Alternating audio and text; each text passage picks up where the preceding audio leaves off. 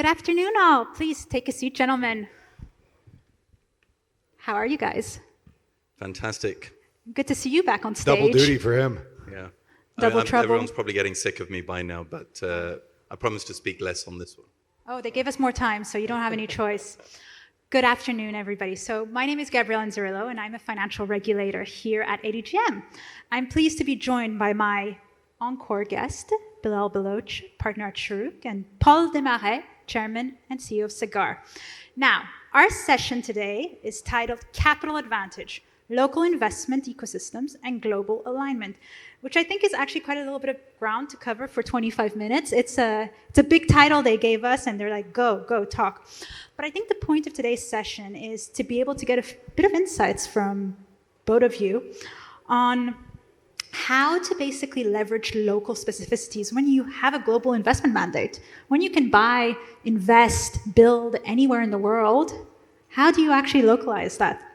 So, first of all, I'd like you to introduce yourself. Now, since you've already been on stage, I'm going to have to give the first dibs to Paul, please.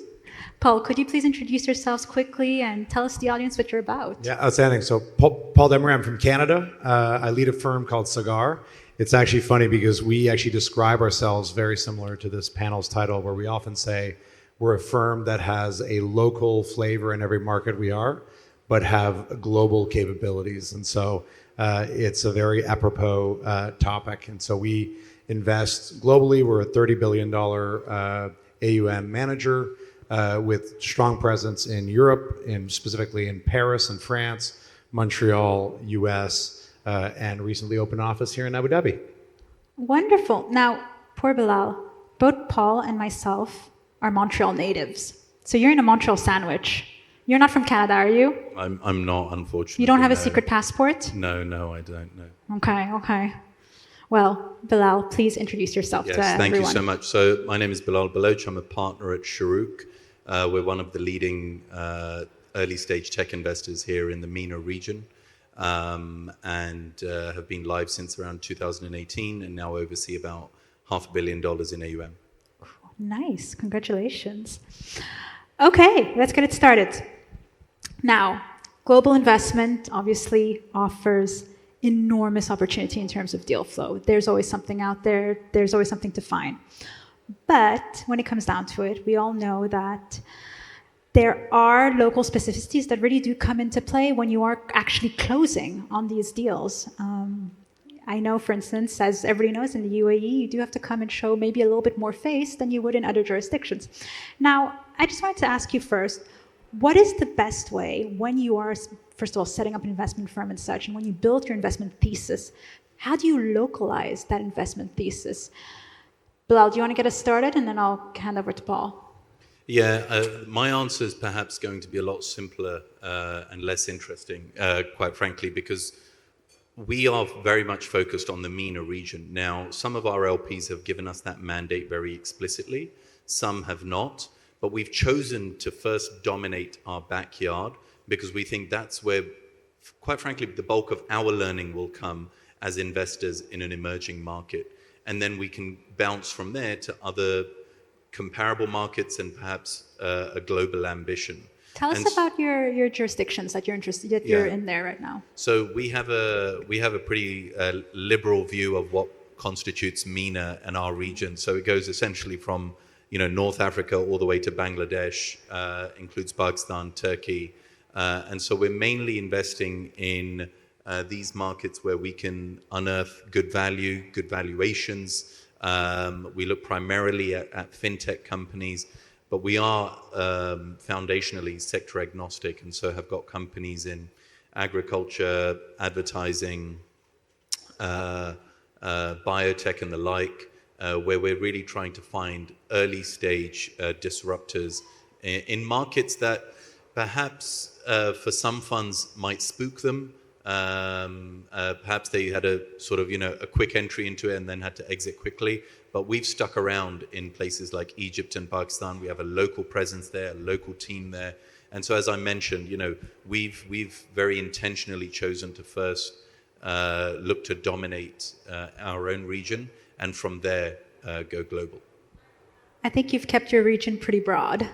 So, Paul, please. But you know what? I love the word dominate your backyard because, you know, in the exact same way, we've picked a few markets that we want to dominate. And we also have a major fintech focus. And so Canada is a market that we dominate. And the thing about fintech is it tends to be very local.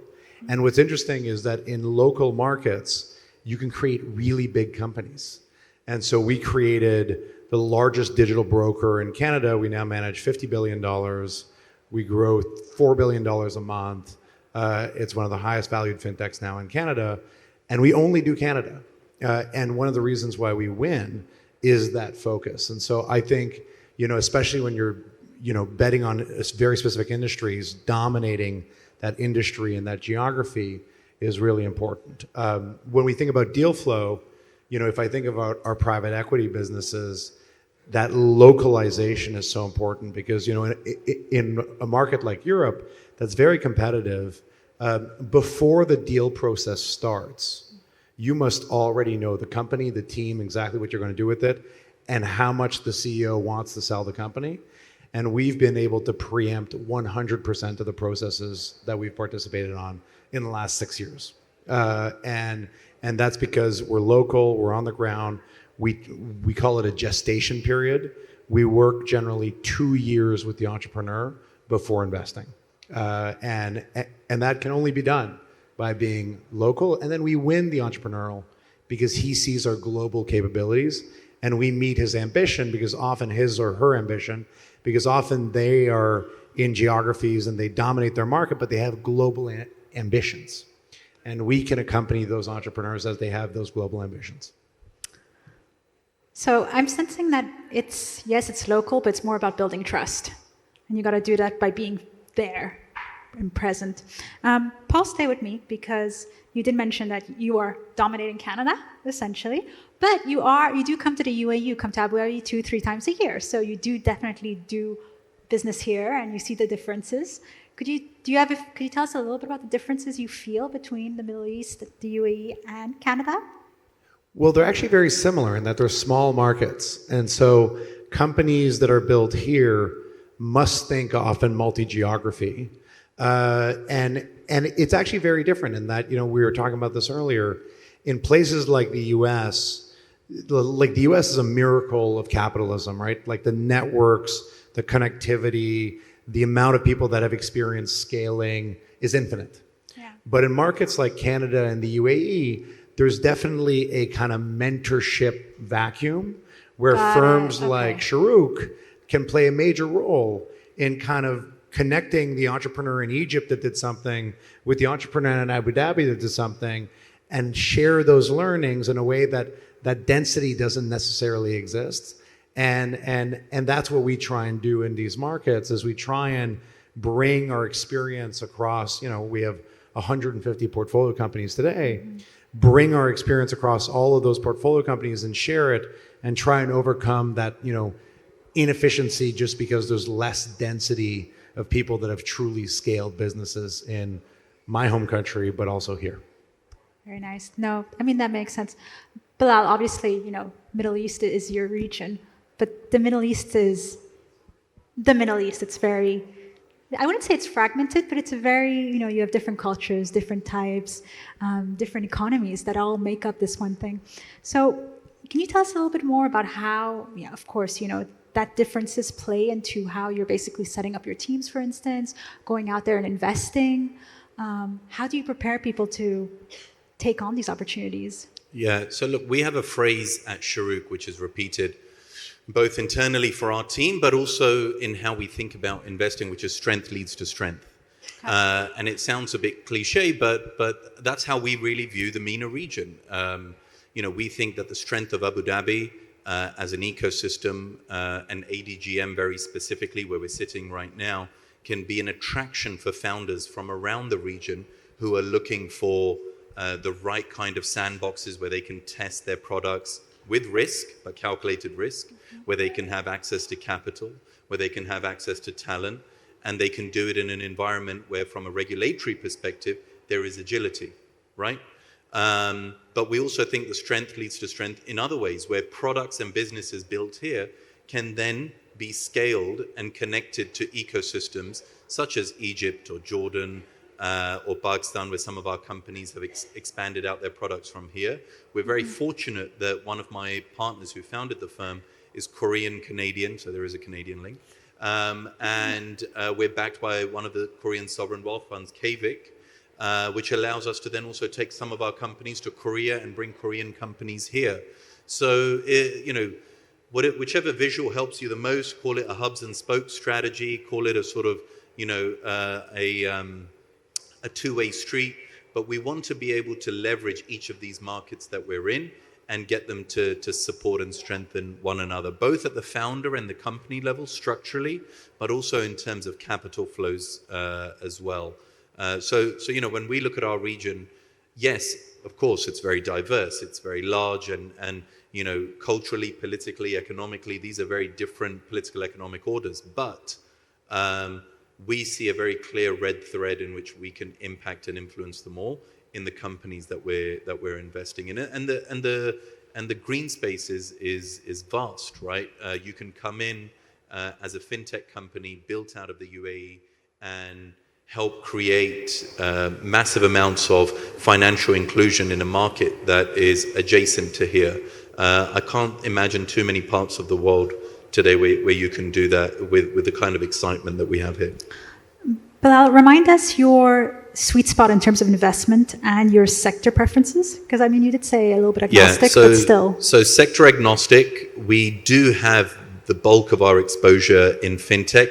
That's less a focus on thesis and more a function of the market that we're in. We do pre-seed to Series A, typically $1 million checks to $8 million. We can go beyond that. The sweet spot is somewhere in the middle. But look, we're excited by and looking at innovative B2B companies. So we don't really do much B2C. Maybe the odd one here and there, but B2B is our bread and butter. Okay. Paul, can I jump back to you? Tell us a little bit also about what kind of sectors you're looking at and also the range, because obviously you have many fingers in the pie when it comes to private equity and other such financial activities. So if you could just remind us so we can actually get your perspective. And so, one of our big areas of expertise is fintech, Series A, Series B, but we also have a startup studio where we build companies from scratch. I'd say more balanced mix of B2B and B2C. I'd say in Canada, we're very well known for our B2C, but in Europe, we've done mostly B2B. And we're bringing actually a lot of our B2B companies to the region here, especially a company called Alpaca, which empowers a lot of the trading apps in the region, which is a company that we're kind of really excited about. We actually have made an investment here in the region, in the larger region if you include Turkey.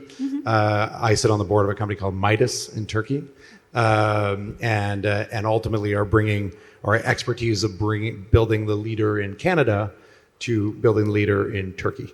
So that's one of the big areas. We also do a lot of normal technology investing in France and in Europe. So that's buying B2B software companies and helping them scale in North America. And we just do that over and over again. But interestingly enough, we end up buying a lot of things that are related to the financial services world. And so one of the ways we differentiate ourselves is that we have about 40 financial institutions as our LPs. We actually have one of the largest, Series A, Series B fintech funds globally. It's 600. Each one of our funds is 650 million, so scalable funds, and backed largely by financial institutions. And we have a big partnerships practice where we work closely with our portfolio companies and financial institutions to form partnerships. And we have, over 100 partnerships that we've formed in the last kind of 48 months. And so it's a real kind of focus of ours. Very good. Very, very good. Now, obviously, right behind you, there's the headline partner logo of ADQ, who is also on our lanyards. But it does also make us think about, when you guys are doing these investments, and this is private investments, right? There's always the possibility of also getting public investments or public counterparties that are involved in these sort of deals and such, whether it's through funding, grants, actual just co-investments. Would either of you like to comment on, and then we'll swap around, on how that fits? So public institutions getting involved in our sandbox, what we do. Yeah. Look, I think the one that you didn't reference there is companies companies within the portfolio of an organization like ADQ can be major users of the technology companies that we're investing in. One of the most exciting things about the UAE broadly is the deep interest and political will behind digital transformation. And so all of the household names that you can think about, whether it's eAnd on your mobile phone or Etihad Airways that you fly to and from a different part of the world on, all of these companies are looking for ways in which they can continue to evolve and get teched up and digitally transform. And what makes our region incredibly exciting is all of that is accessible, right? So you have ADQ is not just sponsoring this entire conference at the face of it, it trickles down to substantive efforts to be able to build relationships with founders, with tech companies, with investment funds like our own, so that we can deepen the ecosystem together. And of course, look, there's a very clear focus on returns for it as well. All companies today are trying to figure out, for example, how can we use AI to improve productivity? So I think that's the piece that perhaps gets overlooked. And then there are all the other ways in which you mentioned in terms of doing fund-to-fund investments, sometimes doing CVC investments, so on and so forth. All of that is well known, but I think it bears mentioning just how fresh it is that in a nascent emerging ecosystem, you at the same time have got legacy corporates that are willing to take advantage and leverage that ecosystem. That is really, really uncommon. Very nice. Paul, please. And so I agree with everything that was said here. And actually, ADQ is through Lunette is an owner of my GP, and we actually have an example. We have one of our portfolio companies that does all of the ESG reporting for ADQ called Navisto, and then ADQ introduced us to their subsidiary Taka, and we now do the ESG reporting for Taka, and we recently won the Emirates ESG reporting mandate as well. So totally agree with that. I'd say it's interesting because in the region, everybody is focused. Every country is focused on building their ecosystems, and I think the mistake people make is they often think it's just a question of money. But I think what was said here is exactly accurate. An ecosystem only happens not if there's money, but it's if there's money, if there's corporate engagement, if the universities are involved, if there's willing families and investors, and it's that combined network that creates an ecosystem. And you could throw a lot of money at a problem and get nowhere if you don't have that engagement. And so that's important. In our case, in Canada, we have a very similar ecosystem to here in that we have our equivalents of sovereign wealth funds, we have our equivalent of business development firms, and it's actually because we actually did a first in Canada where Canada has an organization called Export Development Canada, and they actually formed their largest partnership in their history with our firm with a mandate to basically invest across 6 of our different fund strategies and then focus on helping create Canadian champions.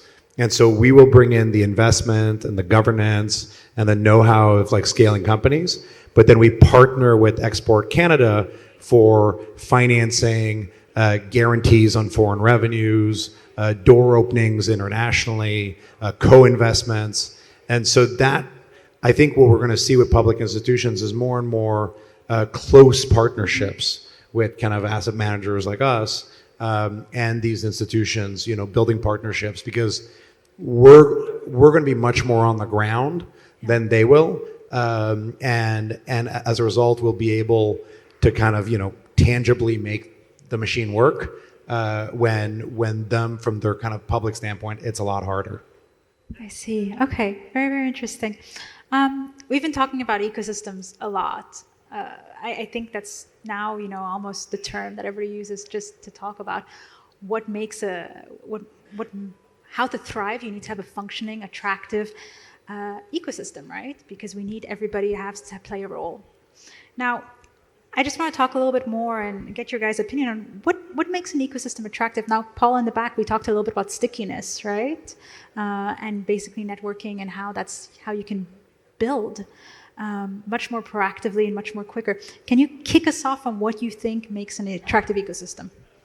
Well, I think first and foremost, Can you create an attractive ecosystem even? absolutely. Ultimately, I think it's about bringing people together. And it's about finding people that have similar ambitions and bringing them together. In places like Silicon Valley, this happens organically. In places like Canada, and basically everywhere else other than Silicon Valley, it kind of happens inorganically, where you need to make it happen. And so we've been involved in a group called Creative Destruction Labs, which basically helps connect entrepreneurs with business builders that have scaled companies in a very kind of structured way. Mm-hmm. And ultimately, this organization has ended up creating a large percentage of the best funded companies in Canada.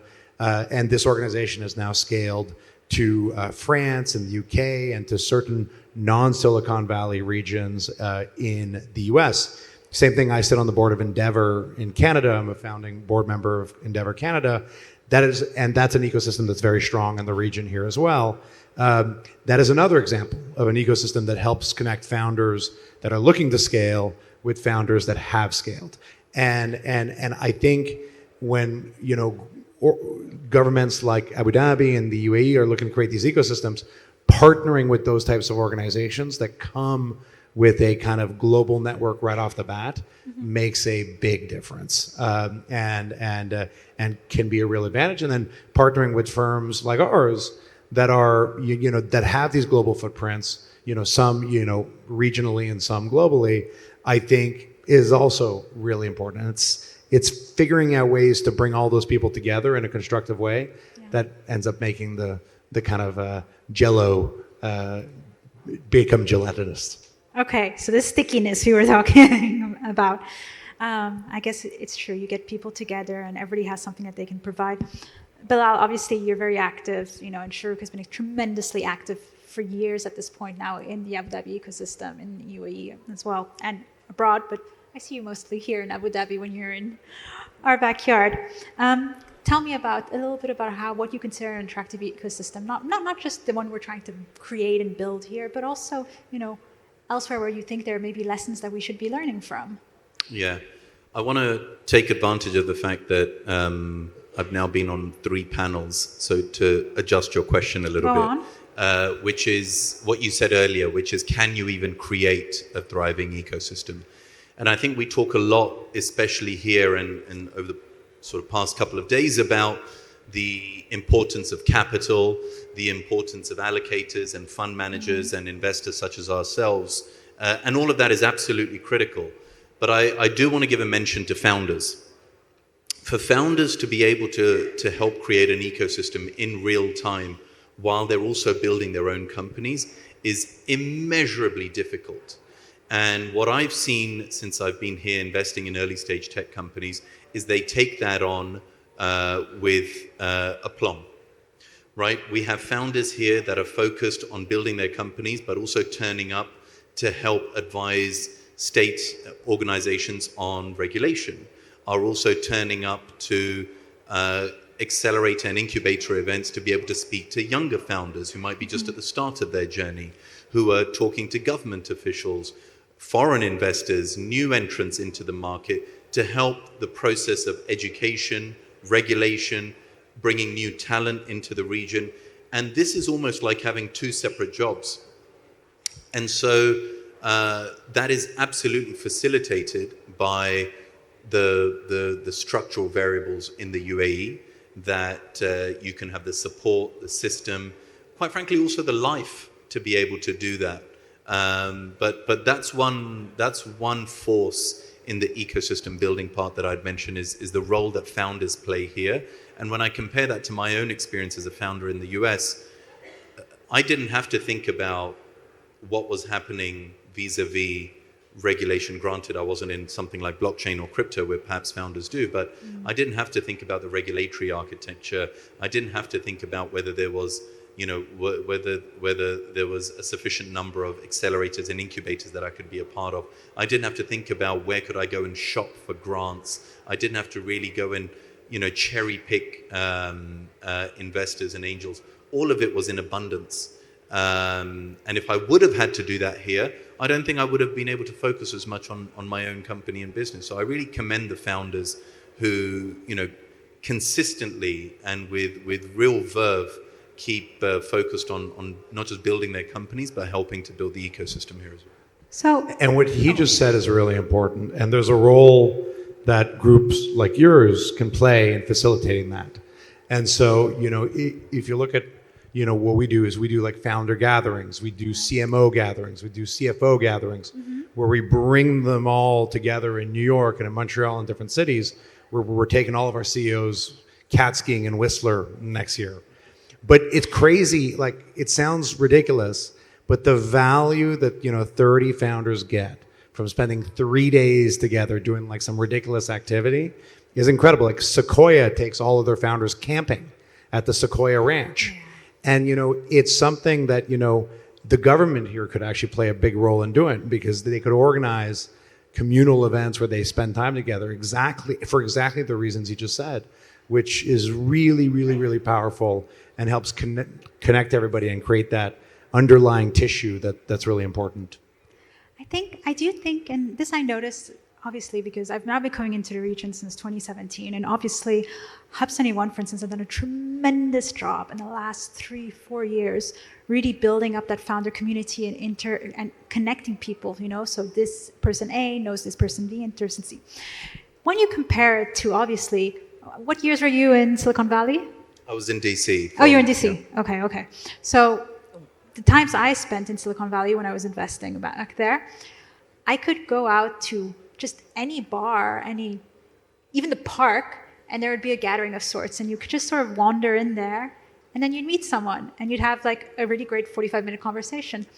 And I do think that sometimes it is very hard to replicate that openness in a way. So I guess it all comes down to, what you were talking about trust before, being a trusted advisor so that people want to be invested by you, but also building more of a shared dynamic. Paul, do you want to comment? Like earlier, you're telling us that you were doing a lot of work on the mentorship side.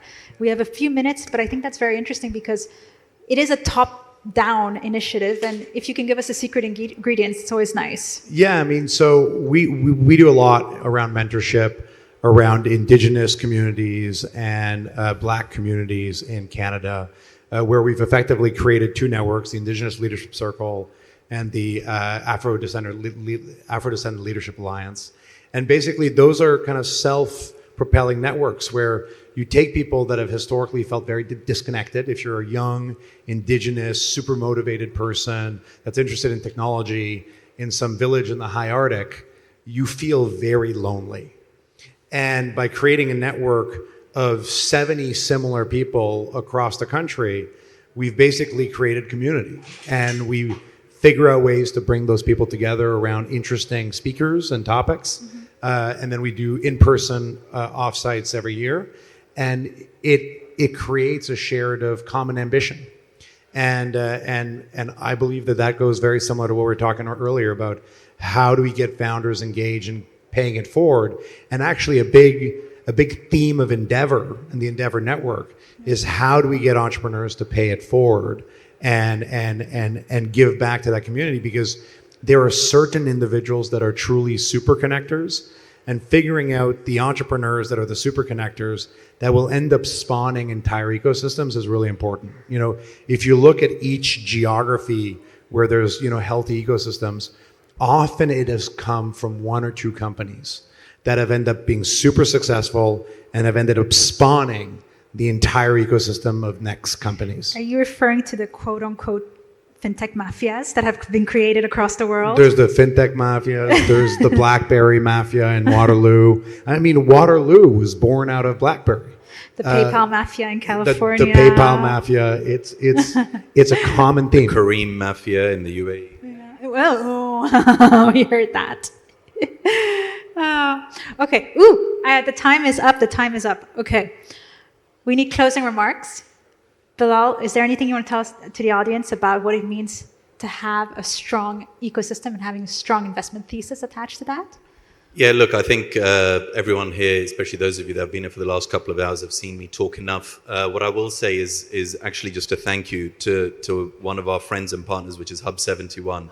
It really is quite uncommon to find an institution like Hub 71 that across programming, across spotting startup companies, across connecting them to capital, and being able to do this year in, year out and innovate at the same time. It's really quite uncommon, and without them, this ecosystem wouldn't be what it is. So I just wanted to say thank you and a nod to them. Oh, let's just clap for Hub 71, and then Paul will finish up. Well, Paul, close us off. I think the region here is well on its way and has another advantage. I mean, the connectivity of this region, if you look at the flight connectivity, the ports, everything, that will also give it an advantage over time. And so, I wrote a paper a few years ago about why we opened an office in Abu Dhabi and why I think Abu Dhabi truly is the capital of capital.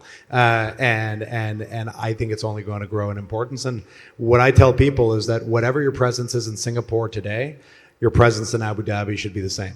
Just as important. We love that. Okay, round of applause, everybody, for our panelists, but mostly for Hub 71.